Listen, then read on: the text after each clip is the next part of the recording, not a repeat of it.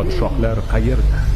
O'zlarini podshohman deb hisoblagan podshoh sultonlar qani? O'sha podshohlarning o'g'illari qayerda? Alloh nido qilib: qani anavi zolimlar, qani bezori kimsalar?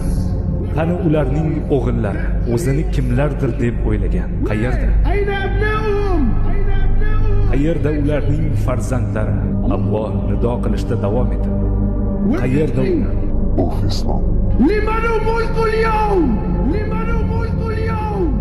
Bugun mulk kimniki? Lekin hech narsa, hech kim javob bermaydi. Alloh o'zi javob berib aytadiki: mulk Allohnikidir, u birdir va yagonadir.